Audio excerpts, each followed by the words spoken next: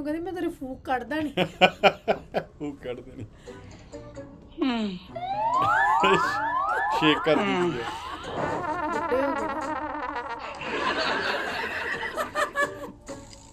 अस्सलाम वालेकुम जी।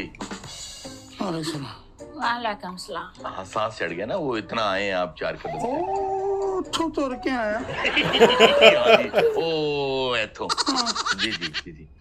अच्छा जी, आपको पहले तो शादी की मुबारकबाद।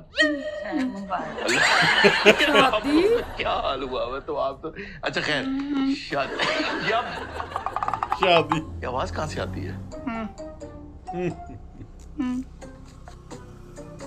ये आप आवाज क्यों निकालते हैं बार बार हूं की? मैं तो नहीं करता फिर निकल जाती है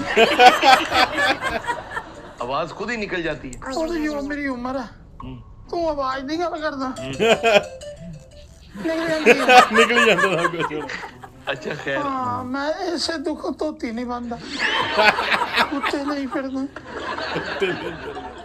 जी आपको भी बहुत बहुत मसखरियां नहीं उड़ाईदियां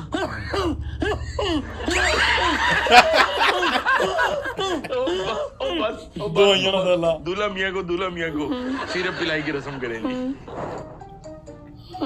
वो खुद पीना शुरू हो गई हैं आप? इको ही लिखी दोनों नु कोई नहीं देना अच्छा अच्छा खैर ठीक है जी। अब बेहतर है कुछ? हाँ नाम क्या था आपका जी? मराजदीन जी मराजुद्दीन साहब। और आपका क्या नाम था? सुगरा मिराज। कितना अरसा हुआ शादी को, कितने दिनों में?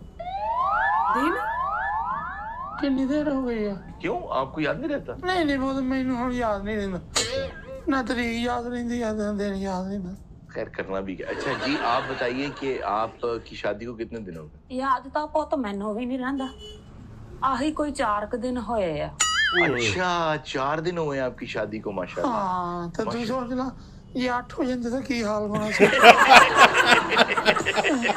ये आप तो अच्छा खैर मुझे बड़ी खुशी है कि आप दोनों ने ये फैसला इस उम्र में आके उन किया। मुंह की इससे पहले आप दोनों में से किसी की शादी तो नहीं हुई भी? नहीं नहीं नहीं अच्छा शादी हुई और नहीं। आपकी पहली मुलाकात कहाँ हुई? ਕਾਲਜ ਚ अच्छा कॉलेज में मिले थे। कौन से कॉलेज में? नश्तर मेडिकल कॉलेज वो क्यों? मैं उसे गया सी नेबुलाइज कराऊं कोई कहंदा ना इत्तेफाक जी ਉਹਨੇ ਇਹਦੇ ਵਾਲਾ ਮਾਸਕ ਲਾ ਕੇ ਤੇ ਮੈਨੂੰ ਲਾਤਾ आप भी नेबुलाइज करने गए हाँ। खुद को? अच्छा ਉਸ ਮਾਸਕ ਦੇ ਅੰਦਰ ਹਲਕੀ ਹਲਕੀ ਸੁਰਖੀ ਲੱਗੀ ਸੀ हाय हाय हाय हाय ਬਸ ਉਹ ਲੜ ਗਈ यार आप ऐसे कह रहे हैं जिसको बीमारी लड़ गई। ਨਹੀਂ जी ਹੁੰਦਾ ਹੀ ਹੈ ਨਾ जी अच्छा ਮੈਨੂੰ ਜ਼ਿਆਦਾ ਬੁਲਾ ਨਾ क्या आप